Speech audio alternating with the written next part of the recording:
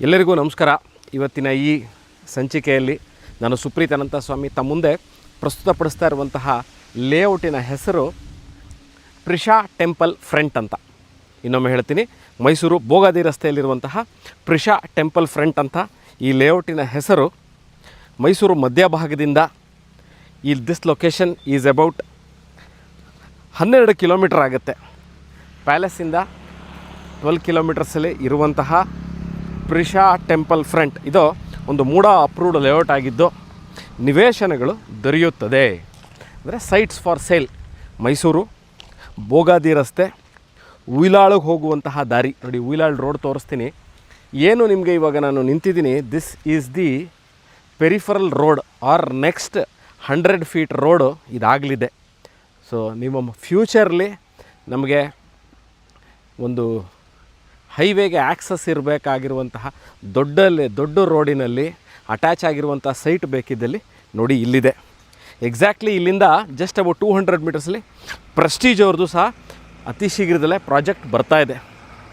So this is the layout. Bogadi ring ರೋಡಿಂದ this location is about 6 kilometres. Bogadi ring road junction ಅಂದರೆ landmark ಹೇಳ್ತೀನಿ. Let's consider SJCE college ಅಥವಾ speech and hearing, ಇದೆರಡು ಭಾಳ ಗೊತ್ತಿರುವಂತಹ ಜಾಗ. Bogadi ring road junction ನಮಗೆ ಗೊತ್ತಾಗ್ತಾ ಇಲ್ಲ ಅಂದರೆ JCE college, Jayachamaraja college of engineering, ಅಥವಾ you can take it as speech and ಹಿಯರಿಂಗಿಂದ ಅಬೌಟ್ 6 ಕಿಲೋಮೀಟರ್ ಆಗುತ್ತೆ ಇಲ್ಲಿಗೆ. ನಾನು ಭಾಳಷ್ಟು ಲೇಔಟ್ಗಳು ವೀಡಿಯೋ ಮಾಡ್ಬೇಕಾದ್ರೆ ಒಂದು ವಿಚಾರವಾಗ ಭಾಳ ಸ್ಪಷ್ಟೀಕರಣ ಕೊಡಲಿಕ್ಕೆ ಬಯಸ್ತೀನಿ. ಏನಂದರೆ material that they use to construct the layout, ಅಂದರೆ ಇದನ್ನು ಡೆವಲಪ್ ಮಾಡಲಿಕ್ಕೆ ಏನೇನು ಮೆಟೀರಿಯಲ್ಗಳನ್ನ ಯೂಸ್ ಮಾಡ್ತಾರೆ ಮತ್ತು ಅದರ ಡ್ಯೂರೇಬಿಲಿಟಿ. ಈಗ ನಾವು ಸಿಮೆಂಟ್ ರೋಡ್ ಅಂತ ಹೇಳ್ತೀವಿ. Why do we need cement roads ಅನ್ನೋದು ಒಂದು ಭಾಳ ಜನ ಪ್ರಶ್ನೆ ಇರುತ್ತೆ. ಟಾರ್ ರೋಡು ಚೆನ್ನಾಗಿರುತ್ತೆ, ಟಾರ್ ರೋಡ್ ಏನಾಗುತ್ತಾ? ಟಾರ್ ರೋಡ್ ಏನೂ ಆಗಲ್ಲ. C, once the technology enhances, ಅಂದರೆ ನಾವು ಟೆಕ್ನಾಲಜಿ ಎನ್ಹ್ಯಾನ್ಸ್ ಆಗ್ತಾ ಟಾರ್ ರೋಡ್ ಯಾಕೆ ಬೇಡ, ಸಿಮೆಂಟ್ ರೋಡ್ ಯಾಕೆ ಬೇಕು ಅನ್ನೋ ಪ್ರಶ್ನೆ ಒಂದು ಬರುತ್ತೆ. ಸ್ನೇಹಿತರೆ ನೋಡಿ, ಇವತ್ತಿನ ದಿವಸದಲ್ಲಿ ಈಗ ಈ ಲೇಔಟಲ್ಲಿ ಸಿಮೆಂಟ್ ರೋಡ್ ಹಾಕಿದ್ದಾರೆ.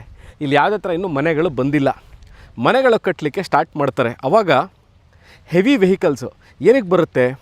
ಸಿಮೆಂಟು, ಜಲ್ಲಿ, ಬ್ರಿಕ್ಸು, ಕಬ್ಬಣ ಇವೆಲ್ಲ ತೊಗೊಂಡು ಬರುತ್ತೆ. ಪ್ರಾಬ್ಲಿ 6 ವೀಲರ್ ಬರ್ಬೋದು, 8 ವೀಲರ್ ಬರ್ಬೋದು. ಇಲ್ಲಿ ಓಡಾಟ ಜಾಸ್ತಿ ಆಗುತ್ತೆ. ಏನಕ್ಕೆ? ಮೆಟೀರಿಯಲ್ ತಂದು ಹಾಕೋದು, ಎಕ್ಸಿಟ್ ಆಗುವಂಥ ಕೆಲಸ ನಡೀತಿರುತ್ತೆ. ಆವಾಗ ಡ್ಯಾಮೇಜ್ ಆಗುವಂತಹ ಸರ್ಕಮ್ಸ್ಟೆನ್ಸಸ್ ಇರುತ್ತೆ, ಅಂದರೆ ರೋಡು ಹಾಳಾಗುವಂತಹ ಸರ್ಕಮ್ಸ್ಟೆನ್ಸಸ್ ಇರುತ್ತೆ. ಅದಕ್ಕೋಸ್ಕರ ಟಾರ್ ರೋಡನ್ನು ಇತ್ತೀಚೆಗೆ ಇದನ್ನು ಬಳಸ್ತಾ ಇದ್ದಾರೆ. Next underground electric cabling system ಏನಕ್ಕೆ ಮಾಡಬೇಕು, ಎಲ್ಲ ಒಳಗೆ ಮಾಡಿದ್ರೆ ಆಗುತ್ತೆ ಅನ್ನೋ ಇನ್ನೊಂದು ಪ್ರಶ್ನೆ ಇರುತ್ತೆ. ನನ್ನ ಪ್ರಕಾರ ಅಂಡರ್ಗ್ರೌಂಡ್ ಎಲೆಕ್ಟ್ರಿಕ್ ಕೇಬಲಿಂಗ್ ಸಿಸ್ಟಮ್ ಏನಕ್ಕೆ ಮಾಡ್ತಾರೆ ಅಂದರೆ, ಹೈ ರೈಸ್ ಬಿಲ್ಡಿಂಗ್ಗಳನ್ನ ಕಟ್ತೀವಿ.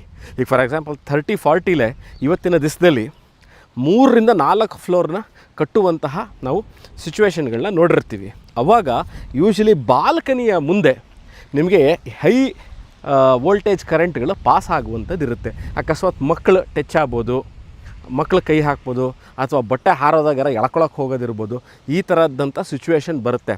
Underground cabling system one of the important. ಏನಕ್ಕೆ ಅಂದರೆ ಆಕ್ಸಿಡೆಂಟ್ಸ್ಗಳು ಆಗಲ್ಲ, ಎಲ್ಲ ಅಂಡರ್ಗ್ರೌಂಡಲ್ಲಿ ಇರುತ್ತೆ. Maintenance easy. ಮತ್ತು ಗಾಳಿ ಬಂದಾಗ ಲೈಟ್ ಕಂಬಗಳು ಸ್ಲೈಡ್ ಆಗುವಂಥ ವ್ಯವಸ್ಥೆಗಳಿರುತ್ತೆ, ಪ್ರಾಬ್ಲಮ್ಗಳಿರುತ್ತೆ. ಸೊ ಆ ಥರ ಆಗಲ್ಲ ಅಂಡರ್ಗ್ರೌಂಡ್. ಎಲ್ಲ ನೀವು ನೋಡ್ಬೋದು ಈ ಲೇಔಟ್ನಲ್ಲಿ they have put all the street lights ಮಾತ್ರ ನಿಮಗೆ ಕಾಣಬರುತ್ತೆ. ಇನ್ನೆಲ್ಲ ಅಂಡರ್ಗ್ರೌಂಡ್ ಎಲೆಕ್ಟ್ರಿಕ್ ಕೇಬಲಿಂಗ್ ಸಿಸ್ಟಮ್ನ ಮಾಡಿದ್ದಾರೆ. ನೆಕ್ಸ್ಟು ಎಲ್ಲೂ ಸಹ ನಿಮಗೆ ಮೋರಿ ಅಂದರೆ ಅಂಡರ್ಗ್ರೌಂಡ್ ಡ್ರೈನೇಜ್ ಮಾಡಿರುತ್ತಂತ ಬಿಟ್ಟು ಏನು ನಮಗೆ ರೈನ್ ವಾಟರ್ ಡ್ರೈನ್ ಎಕ್ಸಿಟ್ ಆಗಬೇಕು ಅದೆಲ್ಲ ಕ್ಲೋಸ್ ಮಾಡಿದ್ದಾರೆ. ಯಾಕೆ ಕ್ಲೋಸ್ ಮಾಡಿದರೆ? ಮಳೆ ನೀರು ಮಾತ್ರ ಒಳಗೆ ಹೋಗಬೇಕು. ಆಚೆ ಇರುವಂತಹ ಈ ಮರಗಳಿಂದ ಬೀಳುವಂಥ ಕಸ ಇರ್ಬೋದು, ಮತ್ತು ಮನೆ ಕಟ್ಟಬೇಕಾದ್ರೆ ಬೀಳುವಂಥ ಡಬ್ರೀಸ್ ಇರ್ಬೋದು, ಯಾವುದೂ ಸಹ ಮೋರಿ ಒಳಗೆ ಹೋಗಿ ಕಟ್ಕೊಳ್ಳಲ್ಲ, ಸೇರ್ಕೊಳ್ಳಲ್ಲ, ಸ್ಯೂವೇಜ್ ಪ್ರಾಬ್ಲಮ್ ಆಗಲ್ಲ ಅನ್ನೋದಕ್ಕೆ ನೋಡಿ ಈ ಥರ ಇದೆಲ್ಲ ಮೋರಿ. ದಿಸ್ ಇಸ್ ಏನು ಹೋಲ್ಗಳು ಕಾಣ್ತಾ ಇದೆ, ಮಳೆ ನೀರುಗಳು ಇಲ್ಲಿಗೆ ಬಿದ್ದು ಇದರಿಂದ ಕ್ಲೀನಾಗಿ ಎಕ್ಸಿಟ್ ಆಗುತ್ತೆ. ಎಲ್ಲೂ ಸಹ ನಿಮಗೆ ಡ್ರೈನಲ್ಲಿ ಕಂಜೆಷನ್ ಇಲ್ಲದೆ ಇರೋ ಥರ ಮಾಡಿದ್ದಾರೆ. ನೆಕ್ಸ್ಟು ಎಕ್ಸಿಟ್ ಲೈನ್ ಫ್ರಮ್ ಮನೆಗಳು ಕಟ್ಟಿದಾಗ ಸ್ಯೂವೇಜ್ ವಾಟ್ರೆಲ್ಲ ಎಕ್ಸಿಟ್ ಆಗಬೇಕು. ಅದಕ್ಕೂ ಸಹ ಕ್ಲೀನಾಗಿ ಅಂಡರ್ಗ್ರೌಂಡ್ ಡ್ರೈನೇಜ್ ಸಿಸ್ಟಮ್ ಮಾಡಿದರೆ, ಒಂದು ಪಿಟ್ ಮಾಡಿರುತ್ತೆ, ಅಲ್ಲಿಗೆ ಹೋಗಿ ಎಲ್ಲ ಮನೆಯಿಂದ ಬರುವಂಥ ವೇಸ್ಟ್ ನೀರೆಲ್ಲವೂ ಇದಕ್ಕೆ ಸೇರಿಕೊಳ್ಳುತ್ತೆ. ನೆಕ್ಸ್ಟು ಏನು ನಾವು ಈ ಮಾರ್ಕಿಂಗ್ ಆಫ್ ದ ಸೈಟ್ಸ್ ಬನ್ನಿ ತೋರಿಸ್ತಾ ಹೋಗ್ತೀನಿ. What is marking of the site ಅಂದರೆ ಉದ್ದ ಮತ್ತು ಅಗಲನ ಡಿಫೈನ್ ಮಾಡುವಂತಹ ಏನು ಕಲ್ಲುಗಳನ್ನ ಹಾಕಿದರೆ very clearly shown. Blue colour ಏನು ಕಲ್ಲುಗಳಿದೆ that is defined for your showing the size, ಉದ್ದ ಮತ್ತು ಅಗಲವನ್ನು, ವಿಸ್ತೀರ್ಣವನ್ನು ಮತ್ತು ಅದರ ಲೊಕೇಶನ್ ಎಲ್ಲಿಗೆ ನಿಲ್ಲುತ್ತೆ ಅನ್ನೋದನ್ನು ಸಹ ಕ್ಲಿಯರಾಗಿ ನಾವಿಲ್ಲಿ ನೋಡಬಹುದು. ನಾನು ಮೈಸೂರಲ್ಲಿ ಇನ್ವೆಸ್ಟ್ ಮಾಡಬೇಕು, ಆಧುನಿಕ ತಂತ್ರಜ್ಞಾನ ಮತ್ತು ಲೊಕ್ಯಾಲಿಟಿ ಎರಡೂ ಆಧುನಿಕ ತಂತ್ರಜ್ಞಾನ ಅಂದರೆ ಇದೆಲ್ಲ ಹೇಳಿದೆ, ಇವೆಲ್ಲವೂ ಇರಬೇಕು ಮತ್ತು ಲೇಔಟ್ ಆಕ್ಸೆಸಿಬಿಲಿಟಿ ಚೆನ್ನಾಗಿರಬೇಕು. ಇದು ಎರಡೂ ಇರುವಂತಹ ಇದು ಪ್ರಿಷಾ ಟೆಂಪಲ್ ಫ್ರಂಟ್ ಅಂತ, this is A MUDA approved layout, Mysuru ನಗರಾಭಿವೃದ್ಧಿ ಪ್ರಾಧಿಕಾರದಿಂದ ಅನುಮೋದಿತವಾಗಿರುವಂತಹ ಲೇಔಟಲ್ಲಿ ಸೈಟ್ ಸೇಲ್ಗಿದೆ. ಸ್ನೇಹಿತರೆ, ನಾನು ಈ ಲೊಕ್ಯಾಲಿಟಿ 12 ಕಿಲೋಮೀಟರ್ ಆಗುತ್ತೆ ಅಂತ ಹೇಳಿದ್ದೀನಿ, ರಿಂಗ್ ರೋಡಿಂದ 6 ಕಿಲೋಮೀಟರ್ ಆಗುತ್ತೆ ಅಂತ ಹೇಳಿದ್ದೀನಿ. ಹೇಗೆ ಲೇಔಟ್ನ ಡೆವಲಪ್ ಮಾಡಿದರೆ ಸಹ ತಮಗೆ ಪ್ರತ್ಯಕ್ಷವಾಗಿ ತೋರಿಸಿದ್ದೀನಿ. ರೋಡ್ ಇರ್ಬೋದು, ಡ್ರೈನೇಜ್ ಇರ್ಬೋದು, ಎಲೆಕ್ಟ್ರಿಸಿಟಿ, ಪಾರ್ಕ್ ಸಹ ಒಂದು ಸರಿ ತೋರಿಸ್ಬಿಡ್ತೀನಿ ನೋಡಿ.